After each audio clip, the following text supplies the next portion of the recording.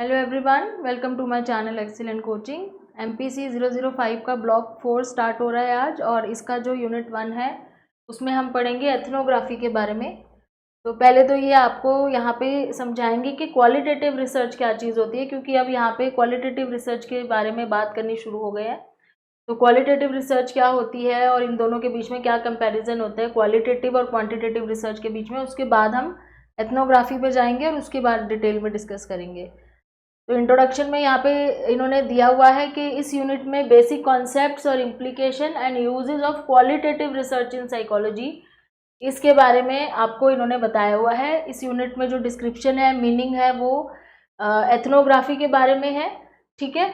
और ये qualitative research में आती है। Ethnography comes in the qualitative research, और क्वालिटेटिव रिसर्च जो होता है it provides meaning and types of qualitative research. इसमें मीनिंग भी बताया गया है, उसके टाइप भी बताए गए हैं और कंपैरिजन भी किया हुआ है।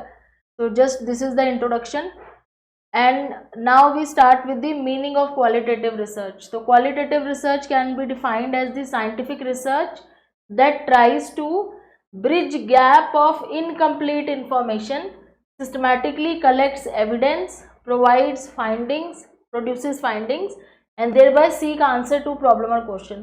तो बेसिकली यहाँ पे क्वालिटेटिव रिसर्च का काम है कि जो इनकम्प्लीट इन्फॉर्मेशन है उसको पूरा करना, अपने एविडेंस को कलेक्ट करना, जो फाइंडिंग्स है वो प्रोड्यूस करना उसके बेस पे, एंड देयर बाय जो आपका प्रॉब्लम है या आपका क्वेश्चन है उसका आंसर फाइंड आउट करना।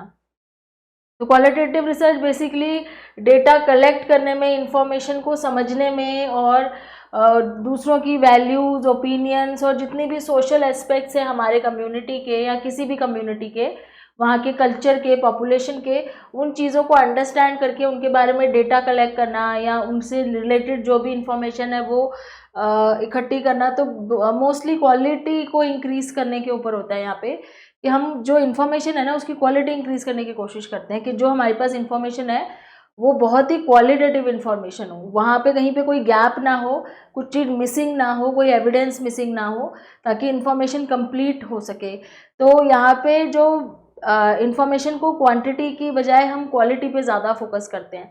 क्वांटिटी होता है जहाँ पे हम ज़्यादा चीज़ों पे फोकस करते हैं, नंबर ऑफ़ थिंग्स ज़्यादा हो, चाहे उनकी क्वालिटी कम हो तो भी चलेगा, लेकिन नंबर ऑफ़ इवेंट्स ज़्यादा होने चाहिए। पर क्वालिटी में क्या होता है, चाहे नंबर ऑफ़ इवेंट्स कम हो पर उसकी इन डेप्थ नॉलेज हो हमारे पास। तो कई बार कहते हैं कि क्वालिटी और क्वांटिटी दोनों के इन्वर्सली प्रोपोर्शनल होता है, कि जहाँ आप क्वांटिटी बढ़ा देते हो ना वहाँ क्वालिटी डाउन चली जाती है। अब जैसे इसके छोटा सा एग्जांपल समझो आप, कि अगर आप ज़्यादा देर तक, लंबे टाइम तक काम करोगे तो आपकी काम करने की क्वालिटी कम हो जाएगी, आप थक जाओगे। अगर आप अपना वर्किंग आवर्स कम रखोगे तो उस टाइम पे आप बहुत एक्टिवली और बहुत अच्छे से काम कर सकोगे, तो आपकी क्वालिटी ऑफ वर्किंग ज़्यादा होगी। तो ये दोनों एक दूसरे से उल्टा भी चलते हैं कई बारी। तो यहाँ पे इसलिए कह रहे हैं कि क्वालिटी का मतलब है कि जो भी इंफॉर्मेशन है ना उसमें कोई चीज़ मिसिंग ना हो और सारी चीज़ें कंप्लीट हो। तो इन्होंने एग्जाम्पल दे रखा है। Example of a qualitative research can be studying the concepts of spiritual development among college students. अगर कुछ ऐसा हम स्टडी करना चाहते हैं जहाँ पे हम सिर्फ एक पर्टिकुलर टाइप ऑफ डेवलपमेंट देखना चाहते हैं, स्पिरिचुअल डेवलपमेंट, कि कॉलेज स्टूडेंट्स में स्पिरिचुअल डेवलपमेंट कैसे होती है, ठीक है।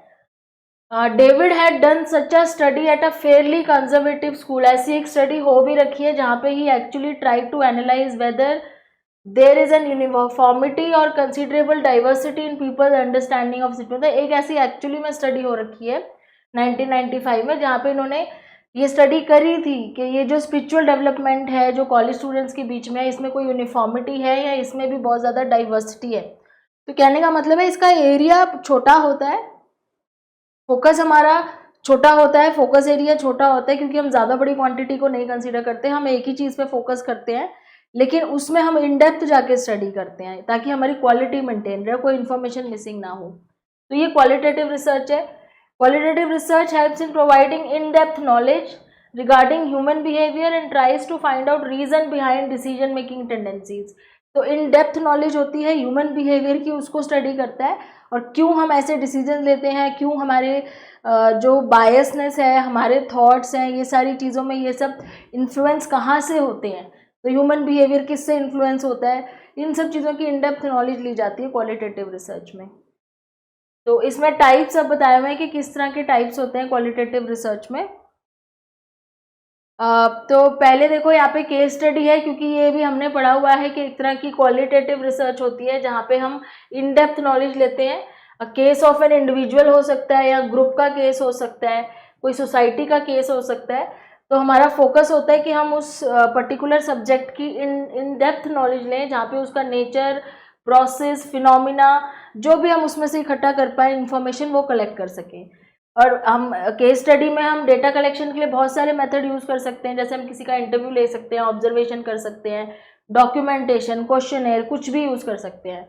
और final report of the case study provides a rich and holistic data, मतलब जो फाइनल रिपोर्ट होती है उसमें रिच यानी कि डिटेल्ड होता है बिल्कुल डेटा, और होलिस्टिक होता है, होलिस्टिक का मतलब जिसमें सारी चीज़ें कवर होती हैं, होल होता है, कंप्लीट होता है। तो ये भी एक तरह की क्वालिटेटिव रिसर्च के अंदर काउंट होती है, क्योंकि इसमें हम इन डेप्थ नॉलेज लेते हैं किसी भी चीज़ की और क्वालिटी पे ज़्यादा फोकस करते हैं, और ज़्यादा चीज़ों पे या ज़्यादा लोगों पे या ज़्यादा बड़े सैंपल पे फोकस करने की बजाय एक पर्टिकुलर इंडिविजुअल या एक छोटे से ग्रुप के ऊपर या सोसाइटी के ऊपर ही फोकस होता है। ठीक है। ऐसे ही दूसरी आती है एथनोग्राफी, जिसके बारे में हम अभी पढ़ेंगे भी इस यूनिट में। इसमें फोकस होता है कम्युनिटी पे। तो जैसे केस स्टडी में वो कह रहे हैं कि हम इंडिविजुअल भी ले सकते हैं, ग्रुप भी ले सकते हैं, सोसाइटी भी ले सकते हैं, लेकिन अगर हम किसी कम्युनिटी पे करते हैं ना तो उसको एक स्पेशल नाम दे दिया जाता है एथनोग्राफी। तो वो पता चल जाता है नाम से कि किसी कम्युनिटी की स्टडी है जहाँ पे क्लोज फील्ड ऑब्जर्वेशन होती है। क्लोज फील्ड ऑब्जर्वेशन का मतलब है आप उनकी कम्युनिटी के बीच में रह के ऑब्जर्वेशन करते हो, बहुत ही पास रह के ऑब्जर्वेशन करते हो, and it is majorly focused on that community, इससे बाहर नहीं जाते आप। ठीक है। For example, judging others based on the researchers cultural standards, ethnography can be use for comparative analysis of cultural group. ठीक है। तो कल्चरल ग्रुप का कंपैरेटिव एनालिसिस कर सकते हैं। जैसे इन्होंने एग्जाम्पल दिया, मान लो हम नॉर्थ इंडियन की कम्युनिटी और साउथ इंडियन कम्युनिटी, इनका आपस में कंपैरिजन कर रहे हैं उनकी ईटिंग हैबिट का। ठीक है। तो ये एथनोग्राफी हो गई। It is also known as ethnology, ethnology भी बोलते हैं। And further it can also be use to analyse the cultural past and group of people. तो जैसे अगर हमारे हड़प्पन सिविलाइजेशन के ऊपर कोई स्टडी चल रही है, तो वहां पे अगर हम पास्ट की बात करें तो एथनो हिस्ट्री बोलते हैं उसको, क्योंकि वो हिस्ट्री में आ जाता है। तो एथनो जहाँ पे वर्ड आ रहा है ना, आप इससे याद रखो, एथनो मतलब कम्युनिटी से रिलेटेड है। तो वो स्टडी हो सकती है दो कम्युनिटी की प्रेजेंट की, कि उनके प्रेजेंट में उनकी क्या कल्चरल है, क्या बिलीव्स हैं, क्या ट्रेडिशंस हैं, क्या वैल्यूज है, या उसकी हिस्ट्री की भी हो सकती है, जिसको एथनो हिस्ट्री बोलते हैं। फिर आता है historical method. This method helps in understanding analysing the causal relationship, cause ढूंढने के, क्योंकि हिस्टोरिकल है तो इसमें ये ध्यान रखना कि ये जो चीज़ हिस्ट्री में हो चुकी है उसकी बात कर रहा है, उसको स्टडी करने की। तो with the help of this technique data related to occurrence of event is collected. तो जो चीज़ अक्कर हो चुकी है उस इवेंट का डेटा कलेक्ट किया जाता है एंड उसको इवेलुएट किया जाता है in order to understand reason behind the occurrence, कि वो जो इवेंट है वो क्यों हुआ, उसका कॉज क्या था। तो इसलिए कॉजल रिलेशनशिप है। It helps in testing hypothesis concerning cause effect. तो कॉज और इफेक्ट रिलेशन ढूंढा जाता है। And trends of the event that में help to explain present event and anticipate future event. तो जैसे मैंने बोला था आपको, हमने एक्स पोस्ट फैक्टो जो पढ़ा था वो एक तरह का हिस्टोरिकल, एक्स पोस्ट फैक्टो जो स्टडी थी एक तरह की हिस्टोरिकल मेथड है, लेकिन यहाँ पे क्वालिटेटिव डेटा पे ज़्यादा फोकस करते हैं कि जो इवेंट हो चुका है उसको स्टडी करते हैं कि वो क्यों हुआ था, ताकि प्रेजेंटली उसका क्या इफेक्ट हो सकता है वो भी प्रिडिक्ट कर सके, और फ्यूचर में क्या चीज़ और ऐसा हो सकता है जिससे हमें बचना चाहिए ताकि वो इवेंट दोबारा ना हो। जैसे मान लो सुनामी का ही है, अगर वो सुनामी के ऊपर स्टडी करें कि किस वजह से आई थी, क्या रीज़न था, फिर उसको प्रेजेंट में स्टडी करें कि अभी क्या उसका क्या फिनोमिना है, किस तरह का सिनेरियो है, और फ्यूचर में उससे कैसे बचना है। तो जो पास में हो चुका उसकी स्टडी कर रहे हैं, तो वो हिस्टोरिकल मेथड हो गया। फिर ग्राउंडेड थ्योरी है। This approach involves an active participation of the researcher in the activities of the group, culture और कम्युनिटी अंडर स्टडी। तो यहाँ पे जो ग्राउंडेड का मतलब ये है कि जो रिसर्चर है ना वो खुद उस कम्युनिटी का पार्ट बन जाता है और उनकी एक्टिविटीज में पार्टिसिपेट करता है। The data regarding required information is collected with the help of observation. तो पार्टिसिपेंट ऑब्जर्वेशन हमने पढ़ा हुआ है कि जैसे पार्टिसिपेंट ऑब्जर्वेशन क्या होता है कि जिस ग्रुप को आपने ऑब्जर्व करना है आप उसका पार्ट बन जाओ। और एज अ पार्टिसिपेंट वो जो कर रहे हैं आप भी वही करो और साथ साथ उनको ऑब्जर्व करते रहो कि वो कैसे करते हैं। तो वही चीज़ यहाँ पे है, डेटा कलेक्ट किया जाता है ऑब्जर्वेशन से। It is generally used in generating और developing theories. This means that the ground theorist can not only work upon generation of new theories, they can test और इलेबोरेट प्रीवियसली ग्राउंडेड थ्योरीज। ये मतलब ये ज़रूरी नहीं है कि ये नई थ्योरी बनाने के लिए करते हैं, जो पुरानी प्रीवियसली जो थ्योरीज बनी हुई हैं उसको भी ये टेस्ट करने के लिए ग्राउंडेड स्टडी कर सकते हैं, कि मतलब एक ग्रुप का पार्ट बन के, तो इनको बोलते हैं ग्राउंडेड थ्योरिस्ट। तो ये सारी जो यहाँ टाइप्स बताई हैं ये टाइप ऑफ वो है क्वालिटेटिव रिसर्च है। These are the types of qualitative research, जहाँ पे हम क्वालिटी ऑफ डेटा को ज़्यादा फोकस करते हैं, चाहे हमारे पास नंबर ऑफ सब्जेक्ट्स कम हो लेकिन जो इन्फॉर्मेशन उनसे मिल रही है ना उसकी क्वालिटी बहुत अच्छी होनी चाहिए। फिर 4 मेजर इंपॉर्टेंट कैरेक्टरिस्टिक्स हैं ग्राउंडेड थ्योरी की। इसमें पहली कैरेक्टरिस्टिक्स है fit. It helps in analysing whether theory corresponds to the real existing community, कि क्यों जो थ्योरी आप स्टडी करने के लिए चले हो क्या वो एक्चुअली में उस कम्युनिटी के साथ फिट बैठ रही है या नहीं बैठ रही। अगर कोई थ्योरी चल रही है, किसी कम्युनिटी के बारे में कुछ बोला जाता है कि उस कम्युनिटी में ऐसा माना जाता है या उस कम्युनिटी के लोग ऐसा करते हैं, कई बार कुछ स्टीरियोटाइप होते हैं जो पुराने टाइम से चले आ रहे होते हैं, तो उसको टेस्ट करा जा सकता है एक्चुअली में ग्राउंडेड थ्योरी के थ्रू कि क्या अभी भी वो चीज़ वहाँ एग्जिस्ट करती है नहीं, तो थ्योरी वहाँ फिट हो रही है नहीं, इसलिए इसका नाम फिट है। फिर अंडरस्टैंडिंग में theory generated by grounding is clear and understandable. कोई चीज़ भी थ्योरी जो ग्राउंडेड थ्योरी के थ्रू बनाई जाती है वो क्लियर और अंडरस्टैंडेबल होती है। जनरलिटी का मतलब है theory provides much information and scope for further analysis और जनरेटिंग मोर थ्योरीज। जो भी थ्योरी होती है इससे इतनी इन्फॉर्मेशन, हमें इतनी डीप इन्फॉर्मेशन मिलती है, इतनी क्वालिटेटिव इन्फॉर्मेशन मिलती है कि फर्दर अगर इसमें आगे रिसर्च करना हो तो वो आसान हो जाता है। और कंट्रोल का मतलब है कि theory generated is valid as well as it has been analyse under control condition, कि मतलब उसकी वैलिडिटी भी एस्टेब्लिश करी जा चुकी होनी चाहिए अगर वो ग्राउंडेड थ्योरी है। तो ये सारे कैरेक्टरिस्टिक्स होने चाहिए ग्राउंडेड थ्योरी में। फिर आता है functions of grounded theory. It helps in identifying anchors और code that allow the key points of the data to be gathered. मतलब डेटा कहाँ से कलेक्ट होगा, कौन उसके मेन एंकर्स हैं। एंकर्स मतलब कहाँ से आपको मेनली डेटा निकालना है, ठीक है, कहाँ से डेटा निकाला जा सकता है और कैसे हम की पॉइंट्स जो है जिससे हमें डेटा आसानी से मिल सकता है, कौन से कोड ऑफ कंडक्ट हम फॉलो करें, कौन से किस तरीके से हम डेटा को निकालें, उन चीज़ों के बारे में हेल्प होती है ग्राउंडेड थ्योरी से, क्योंकि आप उसका पार्टिसिपेंट बन जाते हो जिस कम्युनिटी को आप स्टडी कर रहे हो। It helps in making implicit belief system explicit with the help of researchers question and analysis. तो किसी भी कम्युनिटी का इम्प्लिसिट बिलीफ सिस्टम होता है जो लोग कम्युनिटी में मानते आ रहे हैं, जो उनके पहले से बिलीव्स हैं जिनको बोलने की ज़रूरत नहीं पड़ती, ऑटोमेटिकली उस कम्युनिटी मेंबर्स को पता होता है कि उनको ऐसा करना ही है। जैसे हमारे इंडियन कम्युनिटी में ये माना जाता है कि अगर बड़े लोग आपसे मिले तो आपको उनको रिस्पेक्ट से ही बात करनी है, उनको रिस्पेक्ट देनी है। अगर बड़े लोगों से आपकी कोई डिस्कशन चल रही है तो आप उनको उल्टा जवाब नहीं दे सकते, आप उनको बहस नहीं कर सकते, उनको नीचा नहीं दिखा सकते। तो ये बोलने वाली बात नहीं होती, ये हमारी इम्प्लिसिट बिलीफ है इंडियन ट्रेडिशन का कि we have to respect elders, चाहे वो गलत भी हो तब भी। तो ये आपको बताना नहीं पड़ता किसी को, यू नो दैट। तो वो इम्प्लिसिट बिलीफ है, लेकिन उसको वो एक्सप्लिसिटली समझता है अपने क्वेश्चन और एनालिसिस के साथ, क्योंकि रिसर्चर तो हो सकता है दूसरी कम्युनिटी का हो, उसको ना पता हो कि यहाँ पे क्या सिस्टम है। तो जब वो बाहर से आएगा और वो ये चीज़ें देखेगा तो वो उसको पूछेगा कि आपने ऐसा क्यों करा, तो वो उसको एक्सप्लिसिट मतलब जो चीज़ बोली जा सके। It consist of a set of steps whose careful execution is thought to guarantee a good theory as the outcome. मतलब ये इस तरह के स्टेप्स इसमें फॉलो करते हैं जिससे आप ये गारंटी दे सकते हो कि ग्राउंडेड थ्योरी से जो आउटकम निकल के आएगा वो एक बहुत ही अच्छी थ्योरी होगी। And data collection and analysis continue through out the study. तो डेटा कलेक्शन तो जब तक स्टडी चलती रहती है डेटा कलेक्शन होता रहता है, ठीक है। नेक्स्ट है फिनोमिनोलॉजी। फिनोमिनोलॉजी में in this method behavioural phenomena is explain. Phenomenology है यानी कि फिनोमिना को एक्सप्लेन करने के लिए है कि फिनोमिना कौन सा, behavioural phenomena with the help of conscious experiences of the event without using any theory, calculation and assumption from other disciplines। तो बेसिकली बिहेवियरल फिनोमिना को हम जब स्टडी करते हैं उसमें कोई और थ्योरी या कोई और एजम्पशन हम नहीं मान के चलते, हम पर्टिकुलर उसी टाइम पे उस बिहेवियरल फिनोमिना को स्टडी करते हैं, अंडरस्टैंड करते हैं। The concept can be best understood with the help of one of the studies that was done.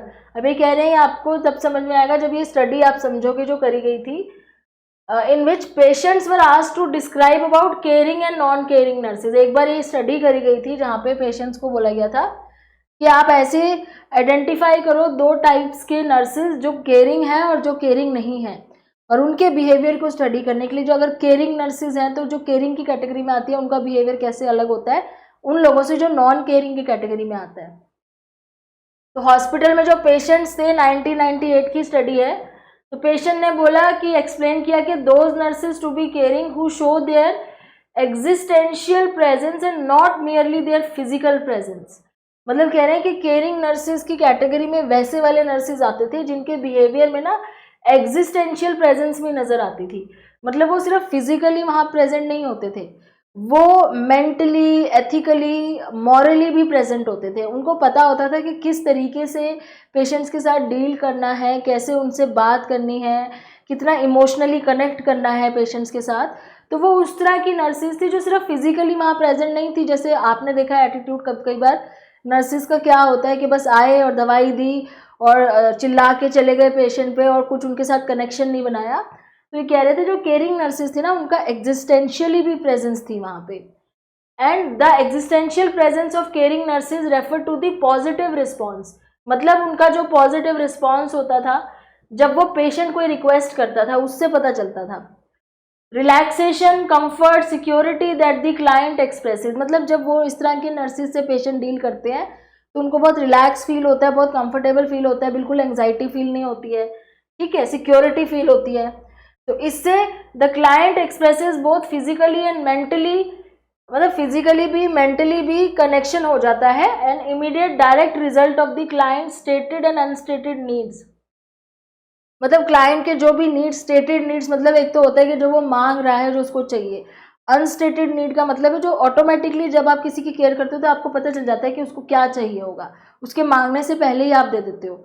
तो उन चीज़ों का ध्यान रखती थी। तो ये जो बिहेवियरल डिफरेंस इन्होंने देखा कि जो बिहेवियरल फिनोमिना है उन लोगों का जो केयरिंग में आते हैं, इस तरह की स्टडी को बोला जाता है फिनोमिनोलॉजी, ठीक है। अब इसमें किसी और थ्योरी की अजम्पशन या कैलकुलेशन वगैरह इन्होंने नहीं करी थी, जो वहां से डायरेक्टली डेटा मिला था उसी को स्टडी किया था। Now after this we have the difference between qualitative and quantitative research. क्योंकि हम बात कर रहे हैं अभी तक के जो हमने 3-4 टाइप्स ऑफ स्टडीज देखी वो क्वालिटेटिव होती हैं, तो अब ये फर्क बता रहे हैं कि दोनों में क्या होता है। तो जर्नल फ्रेमवर्क अगर देखें तो क्वालिटेटिव में seeks to explore phenomena using some structural method such as in depth interview, experience, observation. मतलब यहाँ पे देखो कोई भी कैलकुलेशन या उस टाइप की चीज़ नहीं हो रही है, सिर्फ इंफॉर्मेशन ली जा रही है। या तो इंटरव्यू ले रहे हैं, वो भी इन डेप्थ इंटरव्यू ले रहे हैं, या उनके एक्सपीरियंसेस पूछे जा रहे हैं, या ऑब्जर्वेशन करी जा रही है, पार्टिसिपेंट ऑब्जर्वेशन, मतलब खुद उस कम्युनिटी का पार्ट बन के। तो बेसिकली सब चीज़ें नोट करी जा रही है जो हो रहा है, जो भी इवेंट हो रहा है, जो भी फिनोमिना हो रहा है। क्वांटिटेटिव में लिखा है यहाँ पे वो हाइपोथेसिस को कंफर्म करने की कोशिश करते हैं, जहाँ पे बहुत ही स्ट्रक्चर्ड मेथड यूज करते हैं, जैसे कि क्वेश्चनर का यूज किया जाता है, सर्वे लिया जाता है, स्ट्रक्चर ऑब्जर्वेशन करी जाती है। तो सब कुछ पहले से फिक्स होता है, हाइपोथेसिस भी पहले से फिक्स होता है, और उसको कंफर्म करने की कोशिश करी जाती है। तो डेटा कलेक्शन जो करी जाती है वो कितने नंबर ऑफ पीपल से, तो क्वांटिटी पे ज़्यादा फोकस होता है। फिर इसका ऑब्जेक्टिव होता है क्वालिटेटिव रिसर्च का टू डिस्क्राइब वेरिएशन। वेरिएशन मतलब क्या फ़र्क है एक बिहेवियर का दूसरे बिहेवियर से, रिलेशनशिप, बिहेवियर को डिस्क्राइब करना, एक्सपीरियंसेस को डिस्क्राइब करना, norms of the individual and group के, एक ग्रुप के नॉर्म्स क्या होते हैं। नॉर्म्स का मतलब है कि एक पर्टिकुलर कम्युनिटी में, ग्रुप में क्या चीज़ें नॉर्मल मानी जाती है, क्या चीज़ें उनके वहाँ पे नॉर्म्स हैं। नॉर्म मतलब daily routinely rules and regulation जो वहाँ फॉलो किए जाते हैं, वो एक्सप्लेन करता है। क्वांटिटेटिव में क्या करते हैं, quantify variation and predict causal relationship. मतलब वेरिएशन को क्वांटिफाई करता है, नंबर्स में देखते हैं, और दूसरा कॉज एंड इफेक्ट रिलेशनशिप को प्रिडिक्ट करने की कोशिश करते हैं। यहाँ पे कुछ डिस्क्राइब नहीं कर रहे हैं, इधर यहाँ पे डिस्क्रिप्शन पे फोकस है, यहाँ पे नहीं है, यहाँ पे कॉज एंड इफेक्ट देख रहे हैं। फिर क्वालिटेटिव में क्वेश्चंस कैसे होते हैं, ओपन एंडेड होते हैं, जिसके आंसर कितने भी बड़े कितने भी क्रिएटिव हो सकते हैं। वो जो आपका आंसर जो दे रहा है जिससे आप पूछ रहे हो वो कितना भी इन डीप में जाके आपको आंसर दे सकता है, वो जितनी ज़्यादा इन्फॉर्मेशन देगा उतनी अच्छी रिसर्च होगी। और यहाँ पे यूजुअली क्लोज एंडेड क्वेश्चन होते हैं, क्योंकि जब हम क्वेश्चनर बनाते हैं तो उसमें आपने देखा है कि पहले से ही कुछ हम लाइकर्ट स्केल टाइप के आंसर्स फिक्स करके पूछते हैं, या पहले से ऑप्शन दिए होते हैं जिसमें से सिलेक्ट करना होता है, क्योंकि हमें यहाँ क्वालिटी नहीं हमें क्वांटिटी चाहिए कि ज़्यादा से ज़्यादा लोग आंसर दे दें।